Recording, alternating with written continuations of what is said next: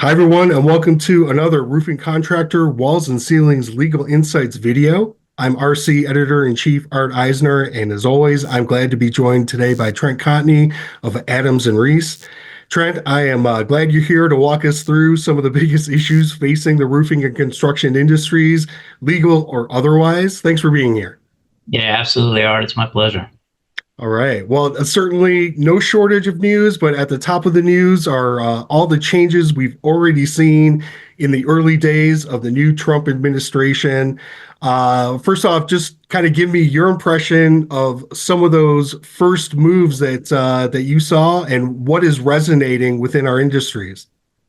Yeah, absolutely. So this go around, the Trump administration has had months upon months to prepare for this. They were, working on the concepts that ultimately became these executive orders even prior to him winning the election. So part of the strategy in releasing a lot of the executive orders and other things that have come out here recently is to overwhelm the opposition. Oftentimes if you put out one at a time, it's a lot easier to legally challenge that. But now you've got so many hitting at once, you've only got so many resources, so you have to kind of pick and choose, and it's done intentionally. The things that came out are sweeping. I mean, there are dozens upon dozens, and I'll just hit some of the highlights. He put a freeze on federal hiring except for key safety, security, enforcement stuff that helps further his agenda on immigration, things of that nature. Mhm. The other thing that's going to be good for contractors is that he put a freeze on, or a hold on any new regulation that is going to be coming out. So to the extent that it hasn't already come out, there's a hold on that at least until such time as his department heads have an opportunity to look at those rules. So example of that would be the OSHA heat injury and illness standard. So, no new regulations for a while. And the existing ones are on hold at least until such time as the departments can get, more solidified. The other things that I thought were interesting was obviously the vast number of executive orders that dealt with immigration. And I'm just going to rattle off a few of the things that, I thought were interesting. One of the biggest ways that a lot of the migrants come into the U.S. is they come in seeking asylum, or they come in through some kind of refugee administrative program or admissions program. He barred both of those. So for people entering on the southern border, there's no longer asylum, and there's no longer access to the refugee admissions program. The other thing that was really interesting, Art, is that he declared the crossings in the U.S.-Mexico border a national emergency. And that's important because what that does is it frees up the red tape. It allows President Trump to, obtain federal funding to move quickly to construct the border wall and obtain other things without congressional approval. So it is anytime you say national emergency, it gives you the opportunity to really move a little bit quicker. Now, as we go through these things, recognize that they're going to be challenged, right? Some of these will definitely be challenged. They may get stuck in court for a while, but sweeping reforms. Another interesting thing is there was some suggestion of designating cartels as foreign terrorist organizations. That has another impact on immigration and anyone affiliated with that. So you may have nothing to do with cartel activity, but if you've got a family member that is, and you're flagged, then that could potentially have ramifications beyond just immigration. He terminated all DEI programs across every federal government agency. So no more DEI. Removed a lot of the protections that we had seen, come from the Biden administration, based on gender or other things that were put forth. The other thing that I think is going to be interesting is his trade policies. And he's mentioned in the past the use of tariffs and other things, but he's specifically focusing on Mexico, Canada, and China. He's looking to, even the playing field, and he's using tariffs as a basis to negotiate what is really better business deals, right? He suggested the implementation of an external revenue service to actually collect these tariffs and duties and other things that might be owed, as a result of his orders and other, congressional approvals that come out. On the energy front, this I also thought was very interesting.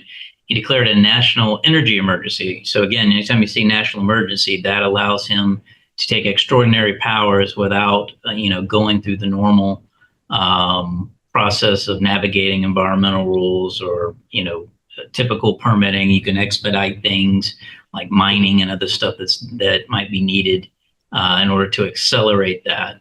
He's going to reverse a lot of the things that Biden did with regard to incentives on renewable energy through the infrastructure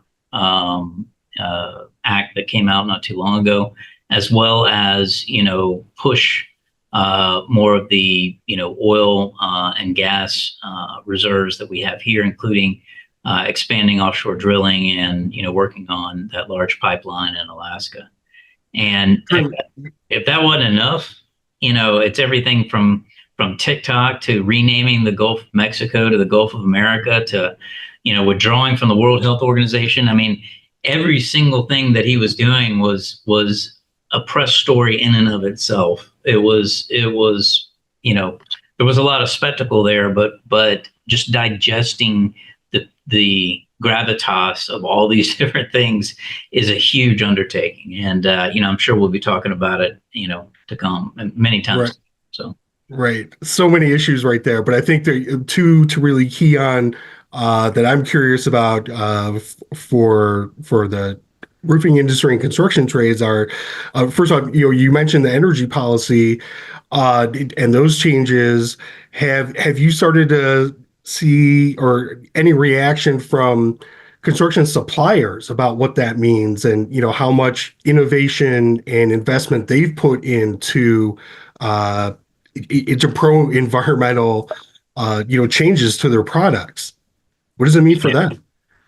yeah, it has been interesting. We have been in communication with distribution and certain manufacturers. Their primary concerns have been tariff related, and it's interesting to note that even if there are tariffs, for example, he's suggested that there might be a 10 to 20% tariff on all imports. That exemptions and waivers are freely granted. They usually require some level of lobbying. It's not as straightforward as saying, "Hey, give me an exemption," but they have been granted in the past. So part of what we've been navigating is working on those types of things. I will tell you, to answer your question directly, yeah, to the extent that you put all your eggs in the renewable energy basket, you might want to reconsider. So, it is it a good idea to still have, a solar unit? Absolutely. There's always going to be a need for that. There's always going to be tax incentives. It might not be on the federal, but it could be on the state or local, or it could be, otherwise. So, it doesn't disappear. And the one thing that I want to hit home to everyone is that just because the federal government has gotten rid of something, there's generally a state government can be more restrictive, just not less restrictive than the federal government. So a great example of this, Art, is, OSHA, let's say, eliminates a lot of the enforcement or other stuff through the Department of Labor.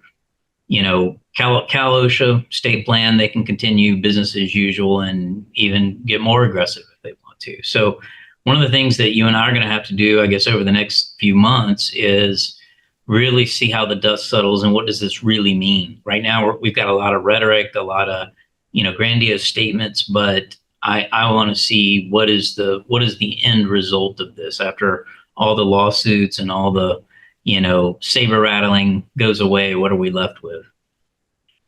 Right. Well, and obviously a big impact too on immigration, as you mentioned. You mentioned the stoppage of asylum. Is there any indication, if any of those current workers that are here on asylum visas, would they perhaps be grandfathered in, or are those workers also, subject to some of this change? So as I understand it, the executive order only barred asylum for people newly arriving at the southern border. So it doesn't necessarily prevent someone seeking asylum through some other means, whether it's our northern border or somewhere else, right? Coming in through an embassy or whatever it might be. But it's just new people arriving. And I think the the goal is to, stop the tide, of migrants that are coming.